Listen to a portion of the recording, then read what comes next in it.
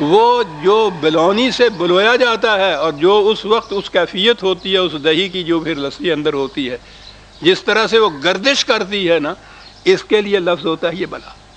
اور وہ گردش ہونے کے بعد کیا ہوتا تھا؟ وہ جو اس دہی کے اندر یا دودھ کے اندر پنہا مکھن ہوتا تھا وہ اوپر آ جاتا تھا۔ اس سارے پروسیس کے لیے عربی زبان میں یہ لفظ آتا ہے۔ کیا قوم تھی یہ سر! حالانکہ ان کے ہاں یا وہ اونٹنی کا دودھ یا بھیڑوں کا دودھ ننگی نے نہانا کی تو نچوڑنا کی، انہوں نے جماؤنا کی سی تو رڑکنا کی سی، لیکن الفاظ موجود تھے۔ اور کیا لفظ ہے!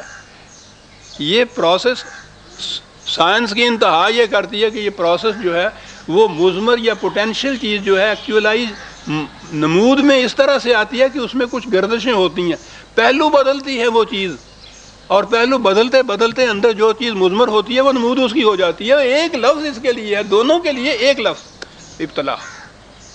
ہمارے یہاں ابتلا کا لفظ آزمائش میں ڈال دیا۔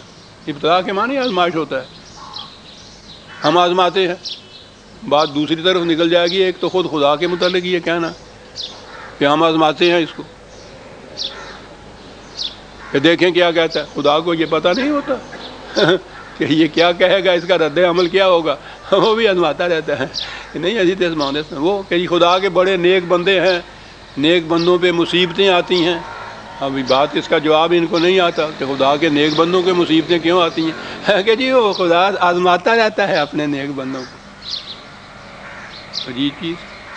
اس کے معنی ہوتا ہے گردشیں دینا، پہلو بدلنا۔ پہلو بدلتے ہیں زندگی میں، ہر شخص کی زندگی میں، اس کی زندگی میں پہلو بدلتے رہتے ہیں، مختلف گوشے سامنے آتے ہیں۔ یہ چیز ہے جسے ہم گردش کہہ دیتے ہیں عام طور پہ، لیکن وہ کہتا یہ ہے کہ یہ ہوتا اس لیے ہے کہ یہ معلوم ہو کہ جو اس کے اندر ایک پنہا چیزیں ہیں اس گردش کے اندر آتے ہوئے وہ باہر آ جاتی ہیں، واقعی باہر آ جاتی ہیں۔ کبھی کسی پہ کوئی تکلیف نہ پڑی ہو تو کتنے مضمر جوہر اس کے ہوتے ہیں جو غیر نمود میں ہی رہ جاتے ہیں، اس وقت بے شمار چیزیں ہیں جو باہر آتی ہیں۔ غصے میں کیا کیا چیزیں نہیں باہر آتی ہیں اس کے اندر، تمول میں، افراد میں دولت کے کیا کیا چیزیں باہر نہیں آتی۔ یہ چیزیں نہ ہوں تو پتہ ہی نہ چلے انسان کا کہ اس کے اندر، تو خود اس کو اپنے متعلق پتہ نہیں چلتا کہ میرے اندر کیا کیا جوہر پنہاں ہیں۔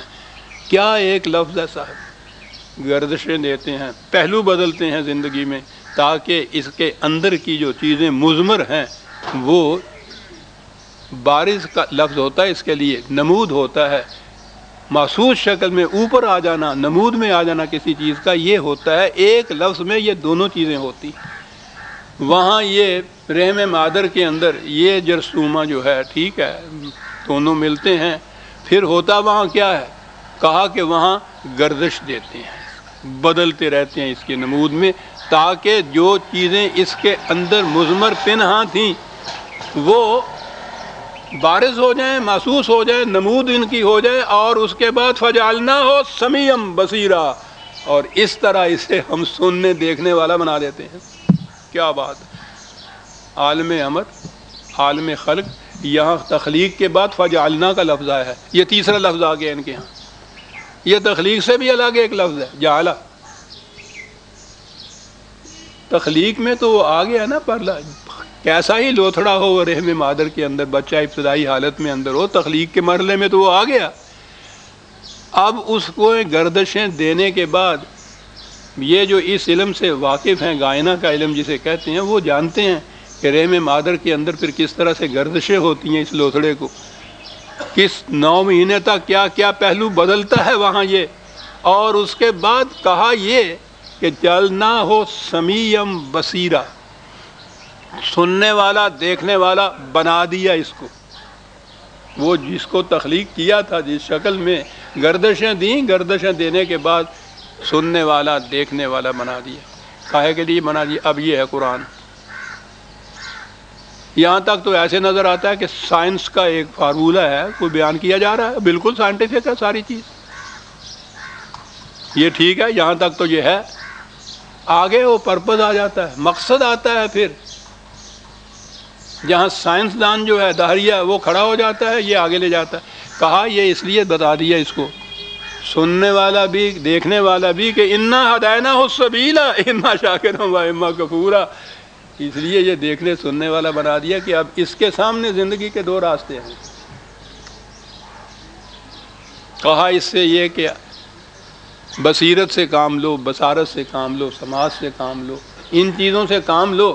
کام لینے کے بعد پھر خود اختیار کرو ان میں سے جو راستہ تم چاہتے ہو.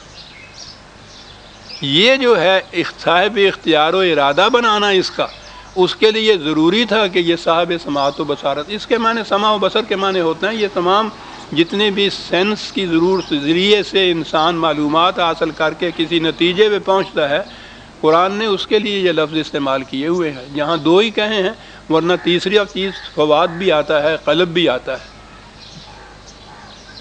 آدمی دیکھتا ہے، سنتا ہے، حواس کے ذریعے سے خبریں اس تک پہنچتی ہیں. پھر کوئی شے ہے اندر اس کے جس کو اب تک سائنٹسٹ بھی متعین نہیں کر سکے کہ وہ کیا ہے، جو پھر کسی فیصلے پہ پہنچتی ہے کہ ہمیں کیا کرنا ہے، غلط یا صحیح. قوت حاصل ہوتی ہے تو کیسے استعمال کرنا ہے. یہ وہ کیسے والی بات اندر کوئی چیز ہے جو استعمال. پہلی چیز اس کے لیے صاحب سماعت و بصارت والا ہونا ضروری ہے. معلومات اس کو ہونی چاہیے. یہ سارا کچھ ہم نے کیا، معلومات ہم پہنچائیں اس لیے کہ اس کے سامنے دو پاسبلٹیز، دو ممکنات ہیں. یہ خصوصیت انسان کی ہے کہ اس کے سامنے دو راستے، دو ممکنات، دو پاسبلٹیز رکھی جاتی ہیں کہ ان میں سے ایک تم خود اپنے لیے چن لو.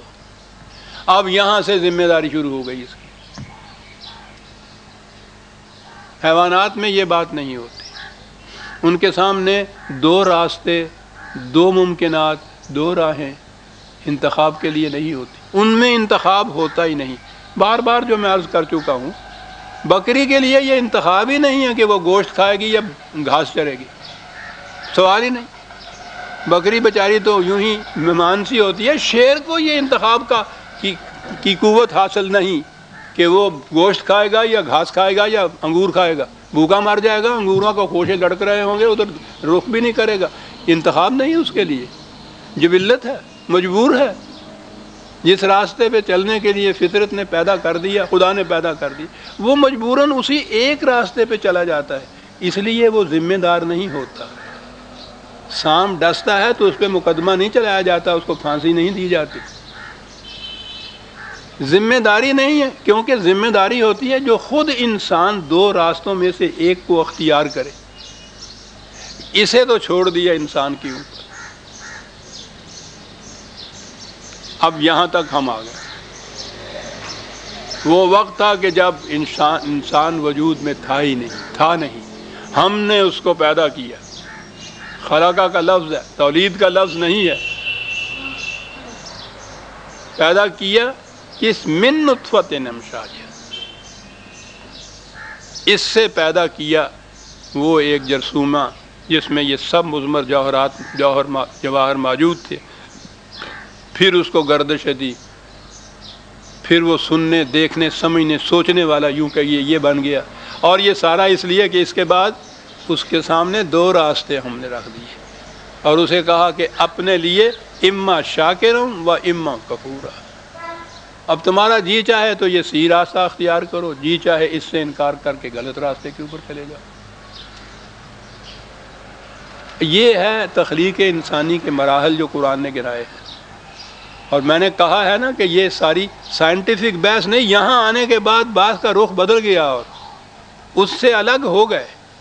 وہ یہاں ذمہ داری تک نہیں پہنچتے سائنس والے. وہ صرف اس چیز کو طبعی طور پہ جو چیز ہو رہی ہوتی ہے وہاں تک رہتے ہیں. اسے قرآن نے یہاں رکھا کہ یہ سب اس لیے ہم نے کیا کہ اس کو ہم نے ذمہ دار بنایا ہے اپنے انتخاب کا، اپنے عمل کا. اور یہی ایک چیز ہے کہ جس سے پھر یہ انسان باقی تمام مخلوق سے متمیز ہو جاتا ہے. اما شاکرم و اما کفورا. اور پھر اگلی بات یہ کہ جب یہ کفورا والی بات آتی ہے کہ جس نے صحیح راستہ، میں نے عرض کیا نا کہ قرآن نے کہا ہے انا ہدیناہ النجدین بھی کہا ہے، دونوں راستے دکھا دیے. قل الحق من ربکم فمن شاء فلیؤمن ومن شاء فلیکفر. انسان کے اپنے اوپر چھوڑ دکھا دیے ہیں صرف دونوں راستے. مجبور نہیں انسان کو کیا کہ وہ صحیح راستے پہ ضرور چلے.